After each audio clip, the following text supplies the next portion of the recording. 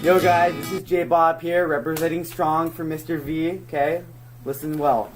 Lesson 2.2, sampling principle. So a principle is like a way of doing something or a guideline that you follow. Sampling is getting information not necessarily from a whole group, because there's maybe too many people or too much information and you just take a small portion of it. That's a sample, okay? So right off the bat, we're going to get into a whole bunch of definitions.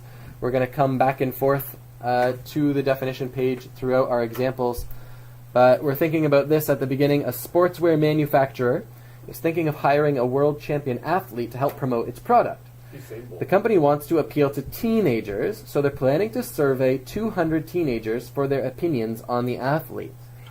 Which sample will accurately reflect the opinions of teenagers across Canada? Think about each one. A, 200 students from a high school near the company's office. Will that reflect the opinions of teenagers across Canada? No. Just in one specific It's just in one little town, one little high school. Okay, it's not a good enough sample. B, 20 teenagers selected from across Canada. No, it's not enough. No. Maybe the sample's not big enough in that one. Okay. C, the first 200 teenagers willing to answer a questionnaire at a shopping mall. Too local. Yeah.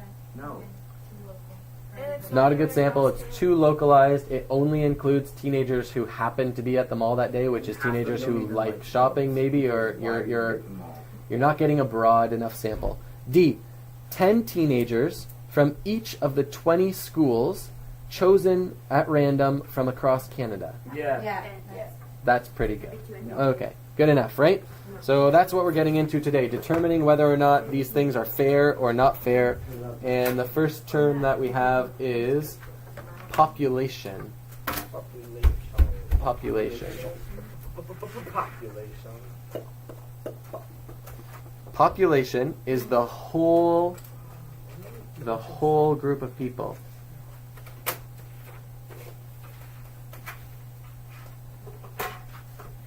The whole group of people or items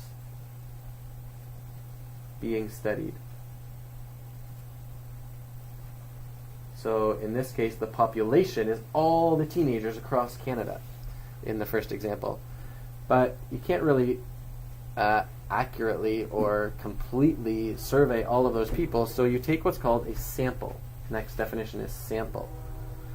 It's any group of people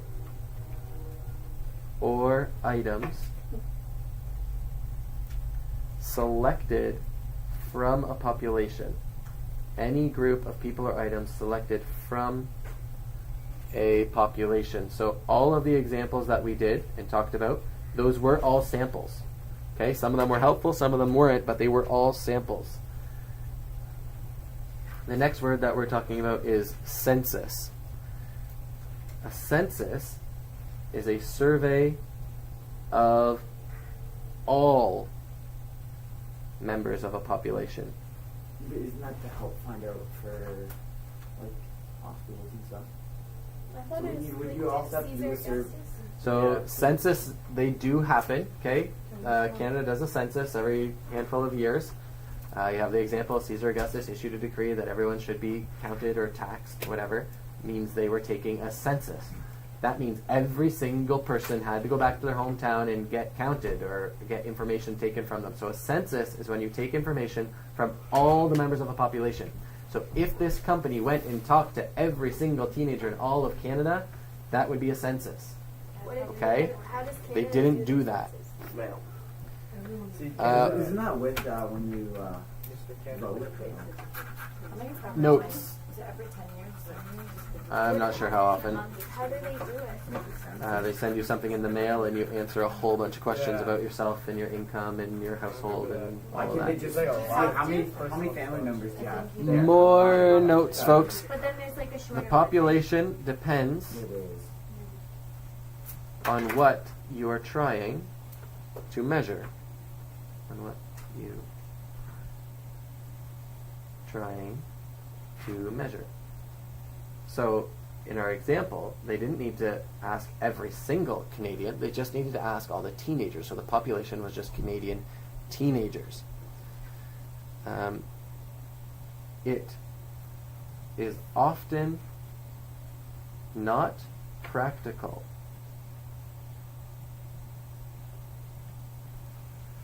to survey all members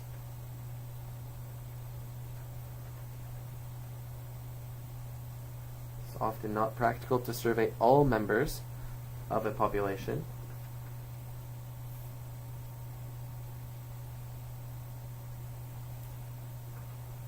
So, you might survey a sample. And that's all those words being used together in a statement so that we can understand them better. Now, there's a handful of different types of samples, okay? And that's what we're going to be going through now, your next set of definitions. In the space that's left over, you're going to be writing about 6 more notes, okay? 6 more notes on that left page. The first type of sampling that we're going to write about is random sampling. Random sampling. Now, you should obviously have a good idea of what that means already, because you know what sample means now, and random is a word that you're familiar with. This is a sample in which all members of a population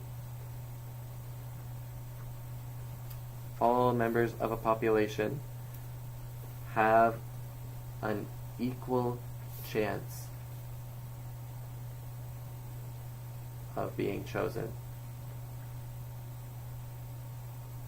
Okay? So choosing to interview people at a school near the company's office, that's not random sampling.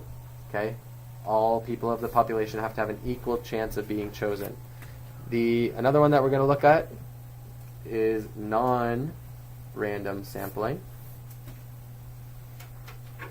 Non-random sampling, which isn't difficult to understand either. That's using a method that is not random. Using a method that is not random. Pretty self-explanatory. Using a method that is not random to choose a sample from a population, which brings in this word, which is bias. Bias is any error resulting from choosing a sample that does not represent the population. Error resulting from choosing a sample that does not represent the whole population.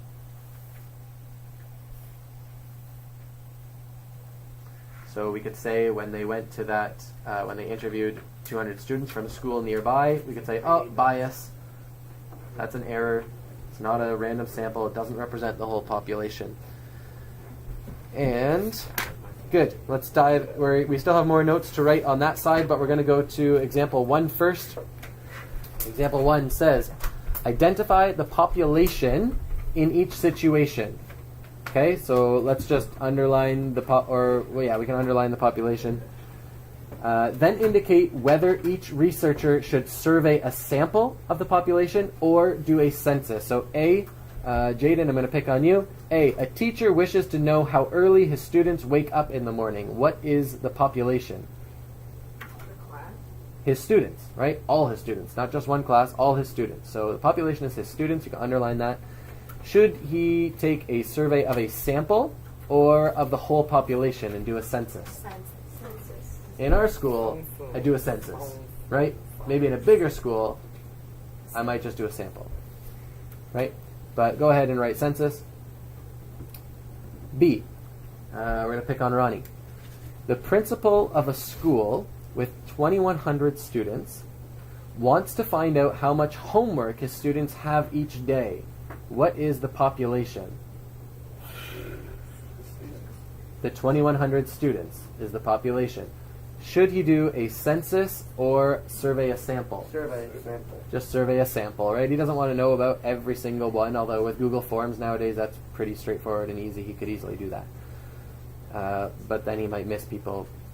Okay, C. For Jenna. A clothing store needs to find out whether its customers are happy with its service. What's the population? All the customers. So based on, there might be a lot of customers in and out, maybe some once a week, maybe some once a month, maybe some once a year. Is that the little tablets you have when you tell you Or on that, you do? on the. So stores on do that receipt on their circle. receipt. They'll say, hey, do this survey for a chance to win a $5,000 gift card or whatever. A&W has one Yeah. with the tablets and like always just mark them back. Oh boy. That D. has been multiple times. D. A newspaper wants to know the public's opinion of a federal political party. Emily, what do you think? What's the population? Public. The public, which is like everybody, Census. right? If they wanted to they could do a census, but it might be more effective to do a survey, right? To survey a smaller sample. It'd be very difficult to get everybody's opinion, and then what would you do with all that data? Okay? E. For Sam. A polling firm, there are people who find out who you like or dislike in an election, kind of thing like that. A polling firm wants to know how people will vote in the next federal election. What's the population? Census. What's the People. population? Oh, the people What people? who are voting. So voters in Canada, Yeah. right? Anyone over the age of 18 in Canada can vote. So a polling firm wants to know how people will vote, and should they do a census or survey a sample? Census. A survey. Sample, I said. Survey. Census. So Oh, who? yeah, survey. Survey. Not everyone's gonna. Okay, Yeah. let's pause for a second and review what these two words mean. A census is a survey of the whole population. Okay, to survey a sample means to do just part of the population. No, it's a census. No, it's Because you want not. to know everybody. Is it wise for them to try to get information from everybody? No, because not all people are gonna It's vote. too many people. If they get a good sample, a random sample, they'll get a good spread of data, and that can represent the whole population. Okay, so yes, they're going to get information that represents the whole population, but they're not going to do it through a census. It's way too much. They're just going to quick ask, 500 people across Canada, Quick ask 500 and then they will get the data Quickly that ask they need 500 that will represent the whole population. Good. That is example 1. We're going to go back to our notes on the left side of the page there and add a few more notes. We've got simple random sampling. So we've got a few different kinds of sampling here in the next example. Simple random sampling. Simple random sampling is choosing a specific number of members randomly. Choosing a specific number of members randomly from the entire population.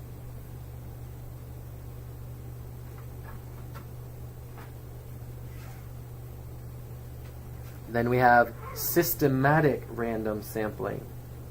Systematic random sampling. This is choosing members of a population. Choosing members of a population at fixed intervals from a randomly selected number. So that would be if you had like a list of 500 people, and you said, okay, I'm going to start at number 4, and I'm going to pick every 25th person. Okay? That would be totally random. You don't know what order they're in. You're getting some from the beginning of the list, some from the middle, some from the end, at regular intervals. So I start at the 4th, I pick every 25th. Here we go. That's my systematic random sample. Good. Next is a stratified. This is the last note. Stratified random sampling.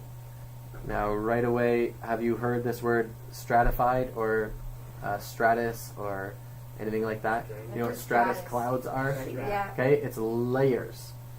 So stratified means you're taking a random sample through different layers of qualifications for that sample. So here we go. You are dividing the population into distinct groups. You're dividing the population into distinct groups, then choosing the same fraction of members from each group. Okay, so there's 2 stages. It would be like if you wanted to get a sample of people's opinions in your church, you would randomly split them into groups of 30, and then you would pick 5 people from each group, and those are the people that you would survey in order to get a representation of the whole population. That's all your notes. Okay. Example 2 on the bottom of page 9. So we are choosing a random sample. So we're going to figure out which is the best way to do these, or we're going to come up with different strategies for this principal to use. So a principal, and principal spelt wrong in your notes, a principal of a school with 1,600 students wants to know whether they favor introducing school uniforms. They don't have school uniforms now. He's wondering if the students would like school uniforms. Describe how he could apply each of the following random sampling strategies. So go ahead and reflect back on your notes and think of the situation and develop a strategy that he would use in A, for simple random sampling, B, systematic random sampling, and then C, stratified random sampling, and we'll share our strategies in about 3 minutes. Okay, example 3. Example 3, flip your page to page 10. Example 3 says, identify sampling techniques. So this time you have your list of definitions for sampling techniques, and you're going to determine which sampling technique is being applied to each of these situations. So identify the type of sampling in each situation. Explain any bias that the samples could have. So I'll read it, I'll let you think about it, and then we'll briefly discuss. A, the personnel department sends questionnaires to 75 employees randomly selected from a list of everyone working for the company. What type of sampling is being done? Simple random. Simple random sampling. Okay, let's raise our hands so everyone gets a chance to think about it. At simple random sampling, can you, well, hopefully it's random, explain any bias? I guess it says it's random. Well, it is random. Any possible They're all bias? from the same department. Yeah, that's the same. Because if you ask people in Sports Check, 75 people from Sports Check, hey, what are the best company shoes? They're all going to say Sports Check.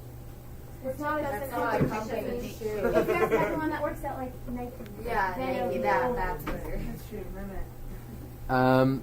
Yeah, this is a good one. There isn't really any bias in this one. So the personnel department is a department within the company, and they want to know about something within the company, and they send it to 75 employees from the whole company. So it's non-biased. It's good. Yeah, they're looking for information from within the company. Okay, B. A computer randomly chooses one name from an alphabetical list of a store's customers and then also selects every 25th person listed before and after that name. Oh, systematic. Systematic random sampling. Any bias? No. Systematic random sampling. C. The president of a restaurant chain interviews employees at one branch. That's biased because it's from one branch, not one. So what type of sampling would we call it then? Non-random. Non-random sampling. And the bias is simply that the employees of one branch likely don't represent the whole company or the whole chain. The employees of one branch likely don't represent the employees of the whole chain. The employees of one branch likely do not represent the employees of the whole chain.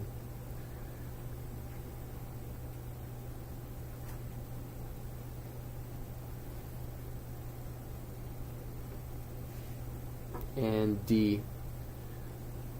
The student council of a school randomly selects a different number of students from each class. This number of students chosen from each class is proportional to the size of the class. Stratified? Why is it stratified? Never mind. So, no, I'm not saying it's wrong. I'm saying defend your answer. No, I thought the stratified was like Oh, I know. picking groups and... Wait.